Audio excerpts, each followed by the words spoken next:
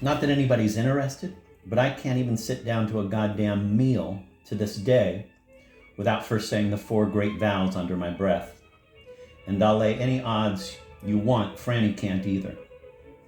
They drilled us with such goddamn... The 4 great what? Mrs. Glass interrupted, but cautiously. Zooey put a hand on each side of the wash bowl and leaned his chest forward a trifle, his eyes on the general background of enamel. For all his slightness of body, he looked at that moment ready and able to push the wash bowl straight through the floor. The 4 great vows, he said, and with rancor closed his eyes. However innumerable beings are, I vow to save them. However inexhaustible be the passions are, I vow to extinguish them. However immeasurable the dharmas are, I vow to master them. However incomparable the Buddha truth is, I vow to attain it. Yay, team. I know I can do it. Just put me in, coach. His eyes stayed closed. My God, I've been mumbling that under my breath 3 meals a day every day of my life since I was 10.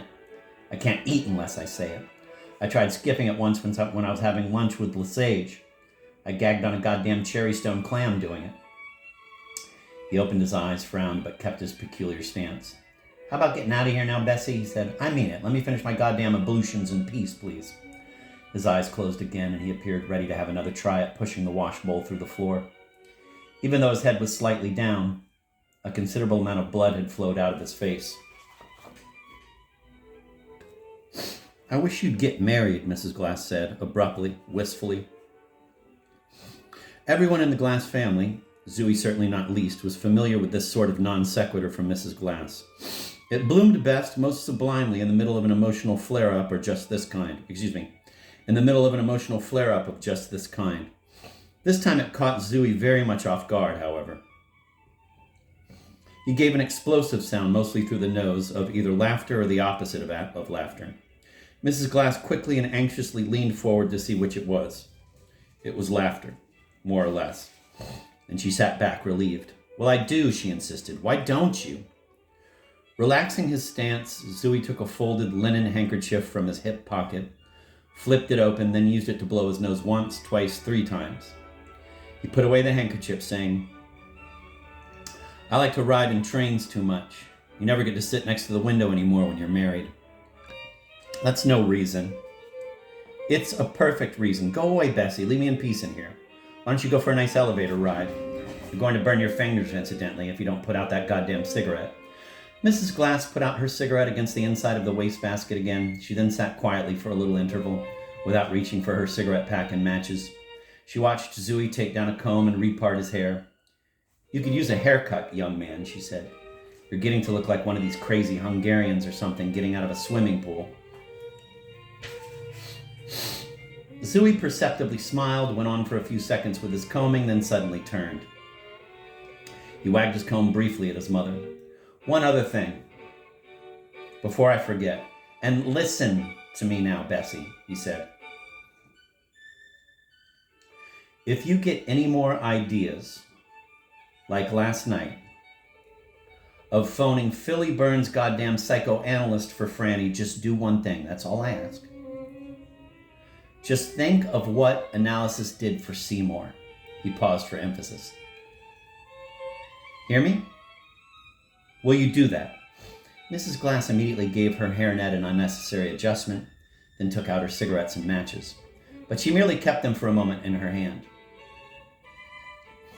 For your information, she said, I didn't say I was going to phone Philly Burns' psychoanalyst. I said I was thinking about it. In the first place, he isn't just an ordinary psychoanalyst. He happens to be a very devout Catholic psychoanalyst. And I thought it might be better than sitting around and watching that child. Bessie, I'm warning you now, goddammit. I don't care if he's a very devout Buddhist veterinarian. If you call in some, there's no need for sarcasm, young man. I've known Philly Burns since he was a tiny little boy. Your father and I played on the same bill with his parents for years. And I happen to know for a fact that going to a psychoanalyst has made an absolutely new and lovely person out of that boy. I was talking to his... Zooey slammed his comb into the medicine cabinet, then impatiently flipped the cabinet door shut. Oh, you're so stupid, Bessie, he said. Philly Burns. Philly Burns is a poor, little, impotent, sweaty guy past 40 who's been sleeping for years with a rosary and a copy of Variety under his pillow. We're talking about two things as different as day and night. Now, listen to me, Bessie. Zooey turned full toward his mother and looked at her carefully, the flat of one hand on the enamel, as if for support. You listening to me? Mrs. Glass finished lighting a fresh cigarette before she committed herself. Then, exhaling smoke and brushing off imaginary tobacco flakes from her lap, she said grimly, I'm listening to you.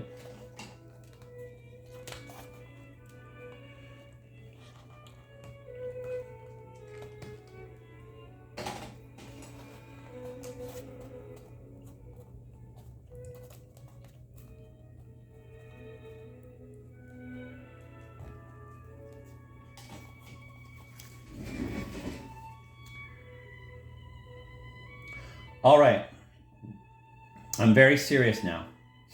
Listen to me now. If you can't or won't think of Seymour, then you go right ahead and call in some ignorant psychoanalyst. You just do that. You just call in some analyst who's experienced in adjusting people to the joys of television and Life magazine every Wednesday and European travel and the H-bomb and presidential elections in the front page of the Times, and the responsibilities of the Westport and Oyster Bay Parent-Teacher Association, and God knows what else that's gloriously normal. You just do that.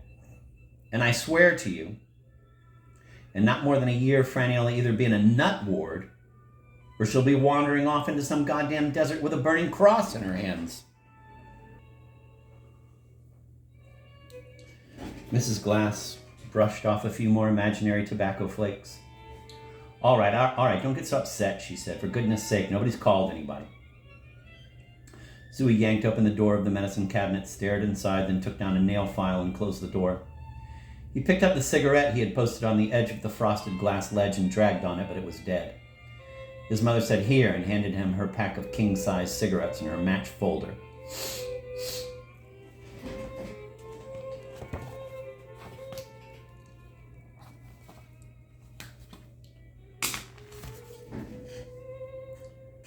Zooey took a cigarette out of the pack and got as far as putting it between his lips and striking a match. But the pressure of thoughts made the actual lighting of the cigarette unfeasible, and he blew out the match and took the cigarette down from his mouth. He gave a little impatient head shake. "I don't know," he said. "It seems to me there must be a psychoanalyst holed up somewhere in town who'd be good for Franny. I thought about that last night." He grimaced slightly. "But I don't happen to know of any. For a psychoanalyst to be any good with Franny at all, he'd have to be a pretty peculiar type. I don't know, he'd have to believe that it was through the grace of God that he'd been inspired to study psychoanalysis in the first place. He'd have to believe that it was through the grace of God that he wasn't run over by a goddamn truck before he ever even got his license to practice. He'd have to believe that it's through the grace of God that he has the native intelligence to be able to help his goddamn patients at all. I don't know any good analysts who think along those lines, but that's the only kind of psychoanalyst who might be able to do Franny any good at all. If you got somebody terribly Freudian or terribly eclectic or just terribly run-of-the-mill, somebody who didn't even have any crazy, mysterious gratitude for his insight and intelligence, she'd come out of analysis in even worse shape than Seymour did. It worried the hell out of me thinking about it. Let's just shut up about it if you don't mind. He took time to get his cigarette lighted. Then, exhaling smoke, he put the cigarette up on the frosted glass ledge where the old dead cigarette was, and assumed a slightly more relaxed stance. He began to run the nail file under his fingernails, which were already perfectly clean. "If you don't yak at me," he said after a pause, "I'll tell you what those two little books are about that Franny's got with her. Are you interested or not? If you're not interested, I don't feel like, yes, I'm interested. Of course I'm interested. What do you think all right, just don't yak at me for a minute." "Then," Zooey said, and rested the small of his back against the edge of the washbowl. He went on using the nail file.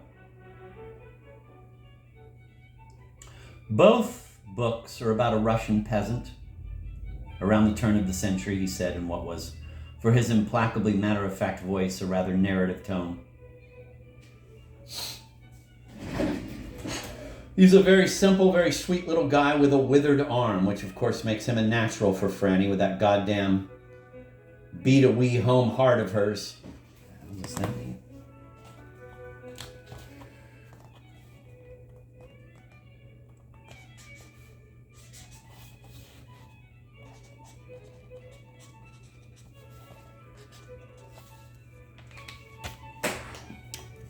With that goddamn bite-a-wee home heart of hers.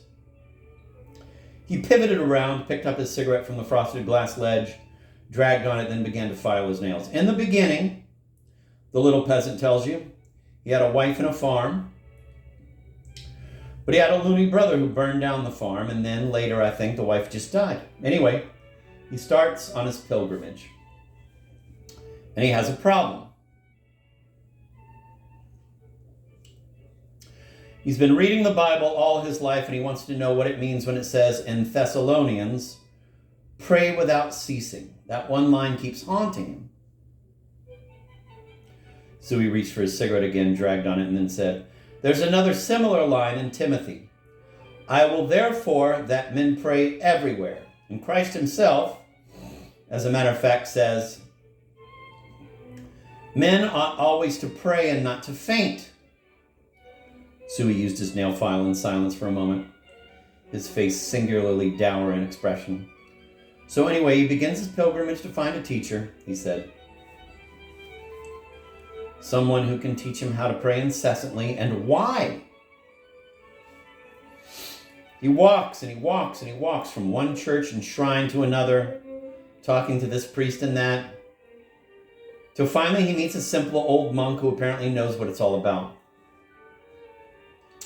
The old monk tells him that the one prayer acceptable to God at all times and desired by God is the Jesus prayer. Lord Jesus Christ, have mercy on me. Actually, the whole prayer is, Lord Jesus Christ, have mercy on me, a miserable sinner. But none of the adepts in either of the pilgrim books put any emphasis, thank God, on the miserable sinner part. Anyway, the old monk explains to him what will happen if the prayer is said incessantly. He gives him some practice sessions with it and sends him home. And, to make a long story short, after a while, the little pilgrim becomes proficient with the prayer. He masters it. He's overjoyed with his new spiritual life. And he goes on hiking all over Russia, through dense forests, through towns, villages, and so on, saying his prayer as he goes along and telling everyone he happens to meet how to say it too. Zooey looked up brusquely at his mother. You listening to this? You fat old druid? He inquired. Or are you just staring at my gorgeous face? Mrs. Glass, bristling, said, certainly I'm listening. All right, I don't want any party poops around here. Zooey gave a great guffaw, then took a drag on his cigarette. He kept the cigarette stationed between his fingers and went on using the nail file. The first of the two little books, The Way of the Pilgrim, he said, has mostly to do with the adventures the little pilgrim has on the road, whom he meets, what he says to them, what they say to him. He meets some goddamn nice people, incidentally. The sequel, The Pilgrim Continues His Way, is mostly a dissertation in dialogue form on the whys and wherefores of the Jesus prayer.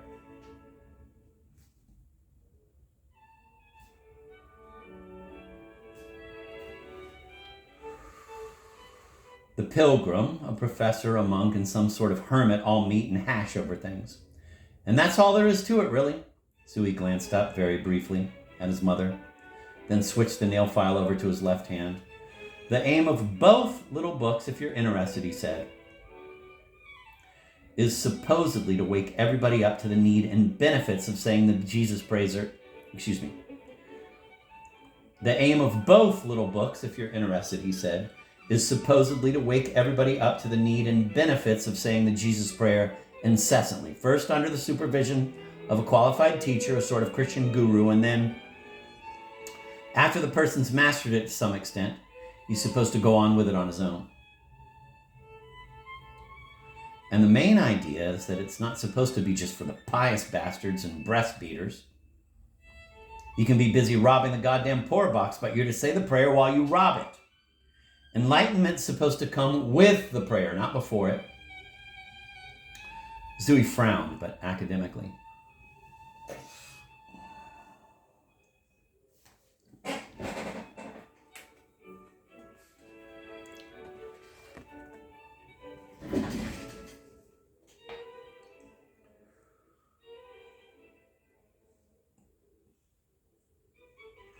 The idea really is that sooner or later, completely on its own, the prayer moves from the lips and the head down to a center in the heart and becomes an automatic function in the person right along with the heartbeat. And then after a time, once the prayer is automatic in the heart, the person is supposed to enter into the so-called reality of things.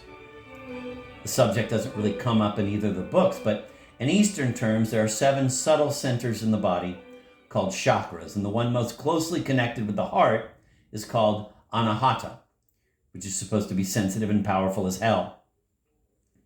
And when it's activated, it in turn activates another of these centers between the eyebrows called Ajna. It's the pineal gland, really, or rather an aura around the pineal gland. And then bingo, there's an opening of what mystics call the third eye. It's nothing new, for God's sake. It didn't just start with the little pilgrims crowd. I mean, in India, for God knows how many centuries, it's been known as Japan.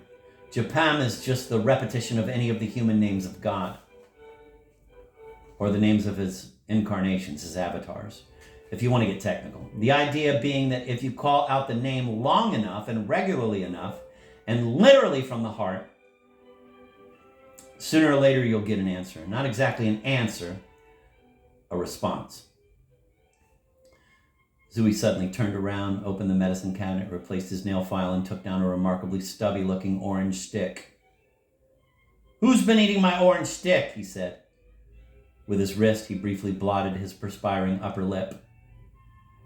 And then he began to use the orange stick to push back his cuticles. Mrs. Glass took a deep drag on her cigarette, watching him, then crossed her legs and demanded, "Is that what Franny's supposed to be doing? I mean, is that what she's doing and all?" "So I gather." "Don't ask me, ask her." There was a short pause, and a dubious one. Then Mrs. Glass abruptly and rather pluckily asked, "How long do you have to do it?"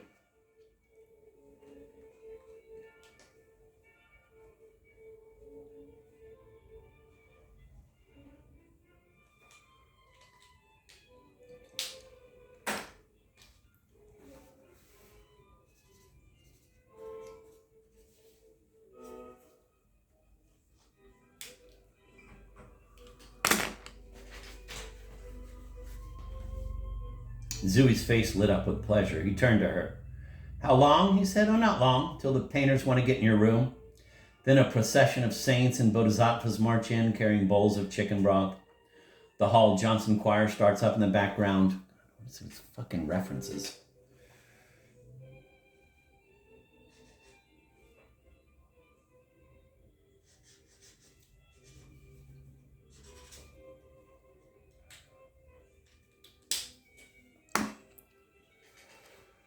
The Hall Johnson choir starts up in the background, and the cameras move in on a nice old gentleman in a loincloth standing against a background of mountains and blue skies and white clouds, and a look of peace comes over everybody's. "All right, just stop that," Mrs. Glass said. "Well, Jesus, I'm only trying to help. Mercy.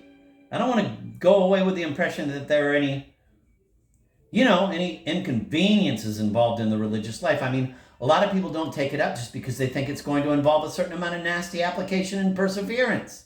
You know what I mean." It was clear that the speaker, with patent relish, was now reaching the high point of his address. He wagged his orange stick solemnly at his mother.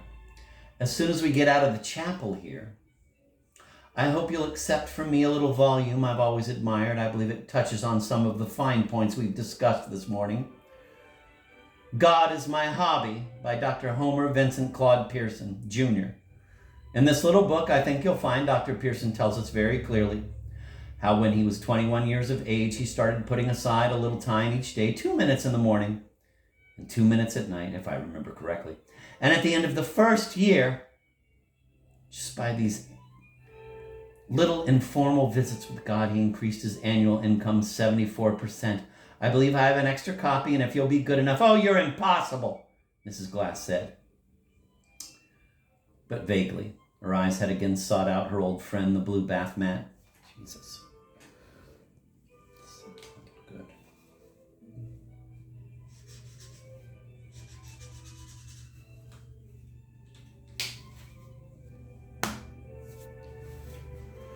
Her eyes had again sought out her old friend, the blue bath mat across the room. She sat staring at it while Zooey, grinning but perspiring freely at his upper lip, went on using his orange stick. At length, Mrs. Glass heaved one of her premium sighs and returned her attention to Zooey. Heaved one of her premium sighs.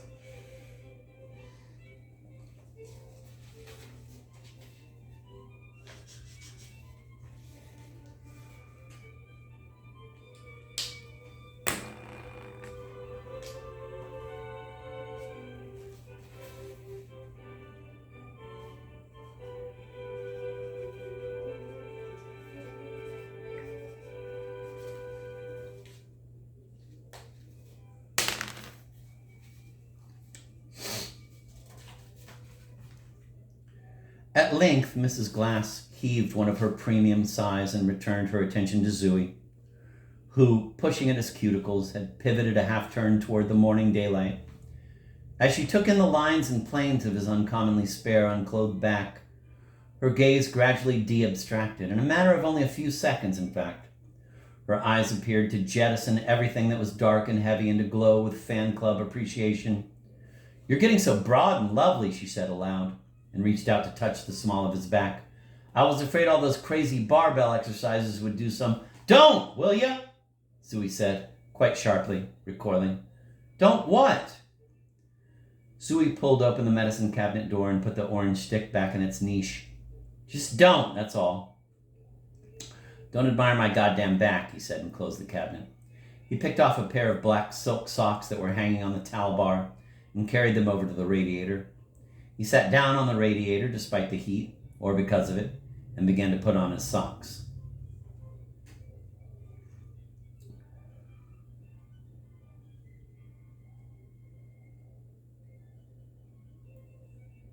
Mrs. Glass gave a rather delayed snort. "Don't admire your back. I love that," she said. But she was insulted and a trifle hurt. She watched him put on his socks with a mixed expression of injury and the ungovernable interest of someone who has been examining laundered socks for holes for a great many years. Then suddenly, with one of her most audible sighs, she stood up and, grim and duty-bound, moved into the washstand area Zooey had vacated. Her first blatantly martyred chore was to turn on the cold water tap. "I wish you'd learn to put the caps back on things properly when you're finished using them," she said in a tone she fully meant to sound captious. Captious. I haven't heard that word since I read this book last, 15 years ago.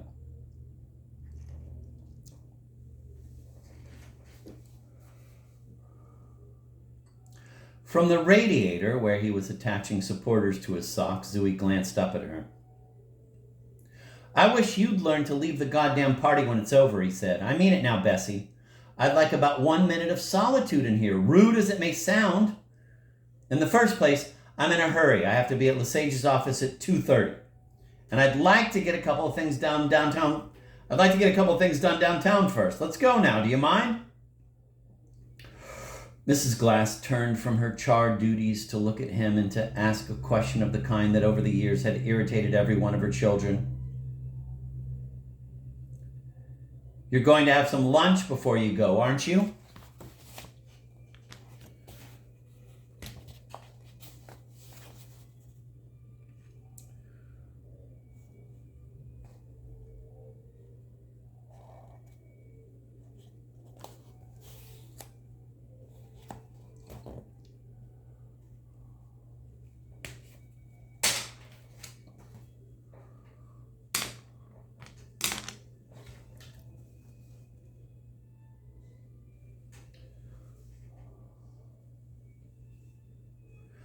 I'll get a bite downtown. Where the hell's my other shoe? Mrs. Glass stared at him deliberately. Are you or aren't you going to speak to your sister before you leave here? She demanded. I don't know, Bessie, Zooey answered after a perceptible hesitation. Just stop asking me that, please. If I had something really hot to say to her this morning, I would. Just stop asking me. One shoe on and tied, the other shoe missing. He suddenly got down on his hands and knees and passed a hand back and forth under the radiator. Ah, there you are, you little bastard, he said. A small bathroom scale stood beside the radiator. He sat down on it, missing shoe in hand. Mrs. Glass watched him pull it on. She didn't stay for the tying of the lace, however. Instead, she left the room, but slowly, moving with a certain uncharacteristic heaviness, a drag, actually, that distracted Zooey. He looked up and over at her with considerable attention. I just don't know anymore what's happened to all you children, Mrs. Glass said vaguely, without turning around. She stopped at one of the towel bars and straightened a washcloth. In the old radio days, when you were all little and all, you all used to be so smart and happy and just lovely, morning, noon, and night. She bent over and picked up from the tiled floor what appeared to be a long, mysteriously blondish human hair. She made a slight detour with it over to the wastebasket, saying, I don't know what good it is to know so much and be smart as whips and all if it doesn't make you happy.